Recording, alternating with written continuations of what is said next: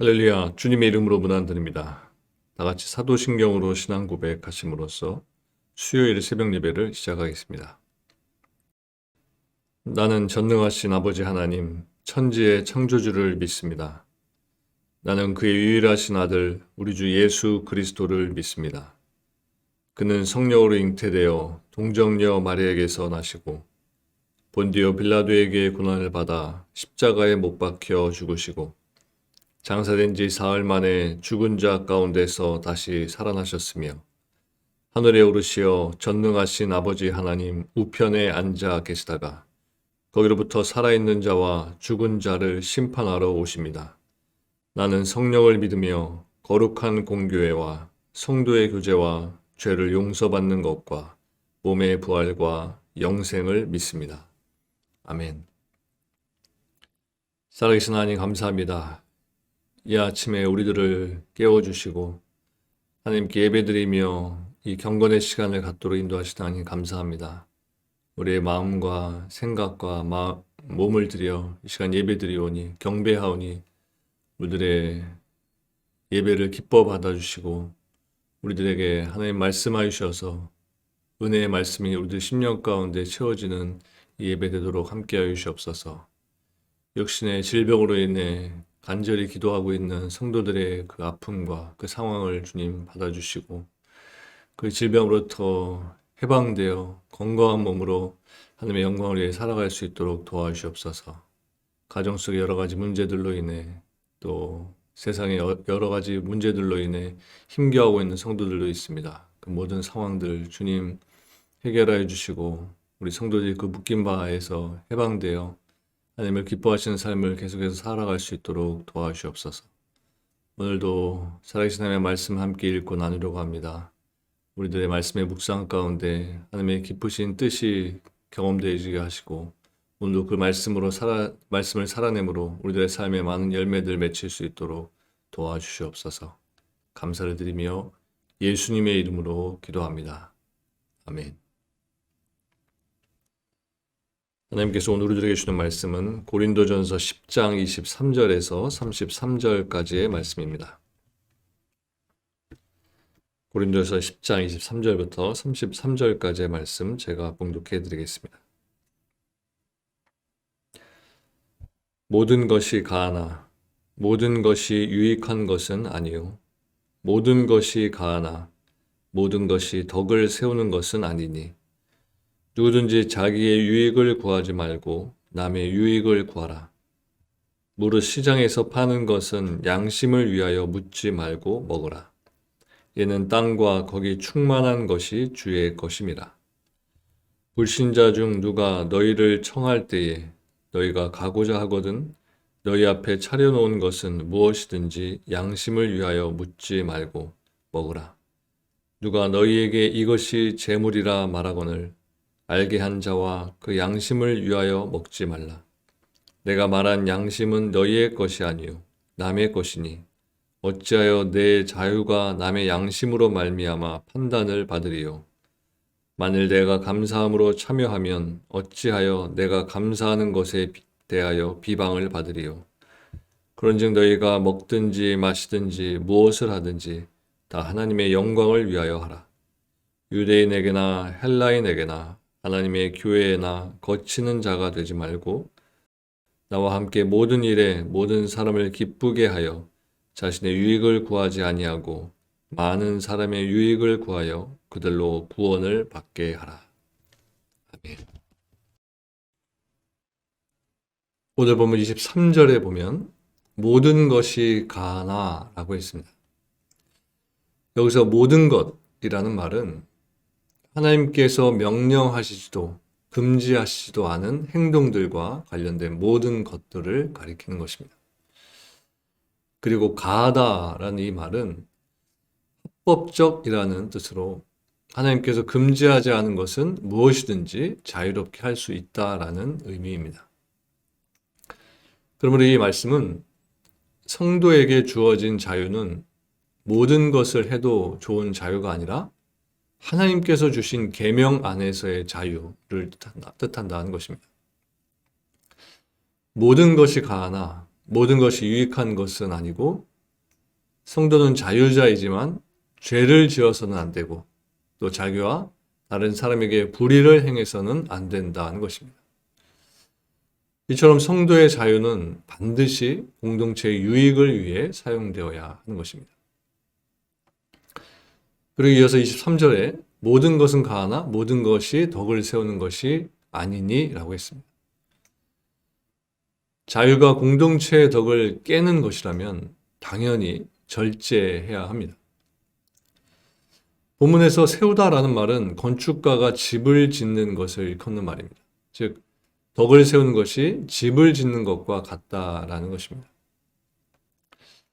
집을 지으려면 모든 일꾼들이 각각 자신이 맡은 일에 최선을 다해야 합니다. 집의 한 부분이라도 대충 짓게 되면 부실 공사가 되고 마는 것입니다. 또 집을 지을 때에는 서로 협력해서 일을 해야 합니다. 각각 자기가 맡은 일과 다른 사람들이 맡은 일들을 서로 조율하면서 힘을 모아야 튼튼하고 견고한 집을 지을 수 있는 것입니다. 마찬가지로 덕을 세우는 것도 이와 같다는 것입니다.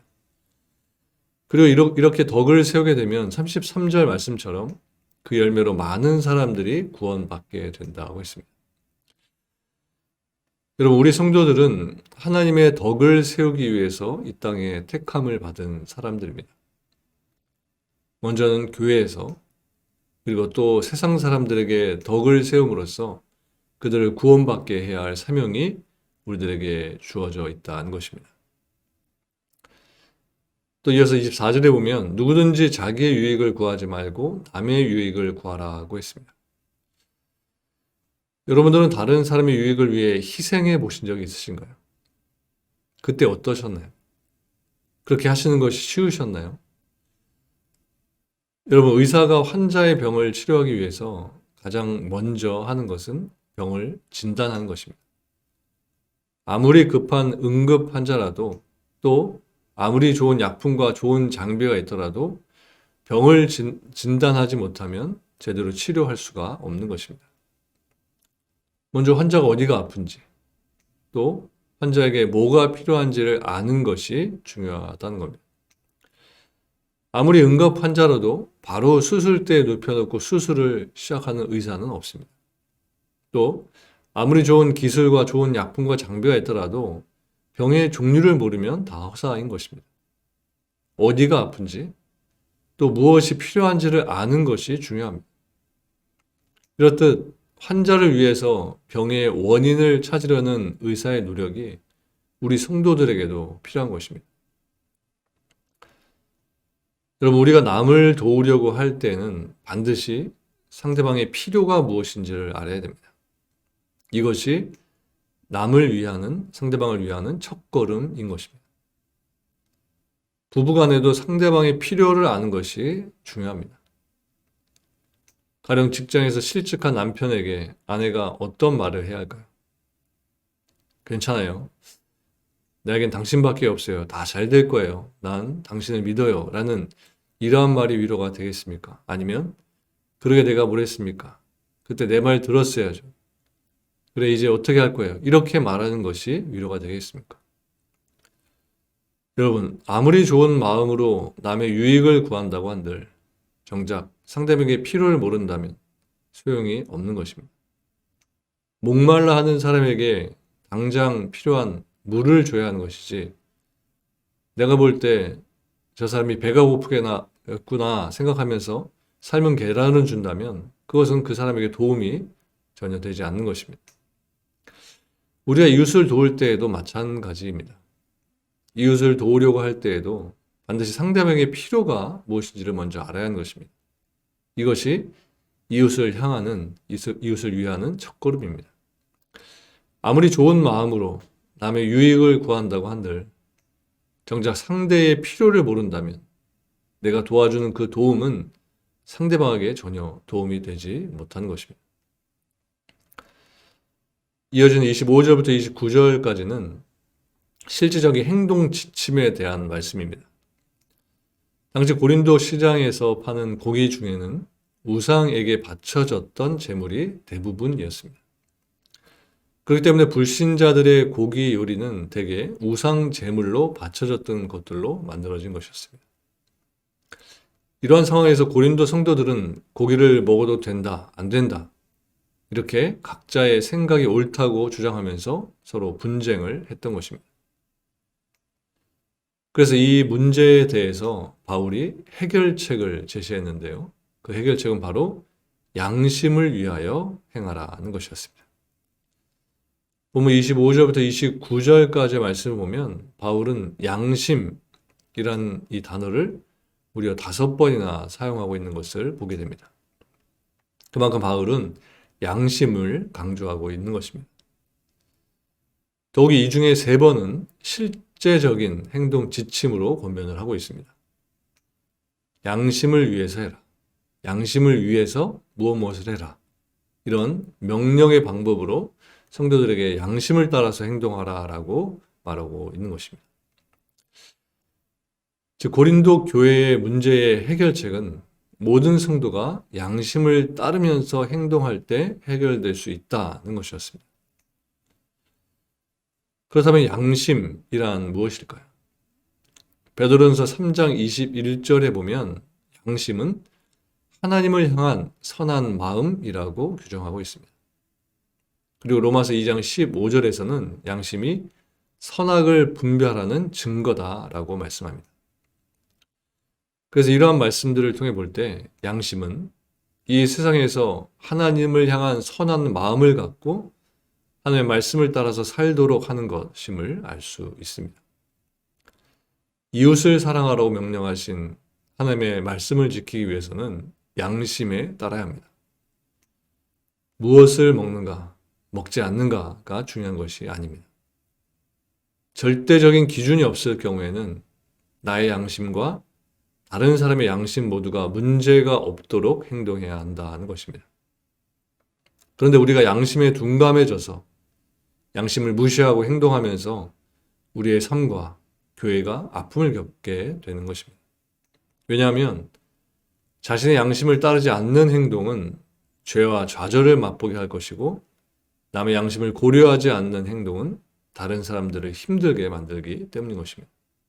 그러므로 우리 성도들은 양심에 민감해야 하는 것입니다. 늘 양심이 무엇을 말하고 있는가를 살피면서 내 양심에 거리끼는 행동을 해서는 안 된다는 것입니다. 그리고 다른 성도들의 양심에 상처를 주는 행동도 절대 해서는 안 되는 것입니다. 여러분은 어떠신가요? 혹시 다른 사람의 양심은 상관하지 않은 채 내 양심에 합당한 것이라면 뭐든지 행하고 있지는 않으신가요? 그렇다면 여러분은 고린도 교회의 잘못을 지금 반복하고 있는 것입니다. 참된 믿음의 사람은 한 영혼이 실족하는 것을 막기 위해서 나의 양심과 또 남의 양심까지 살피는 사람인 것입니다.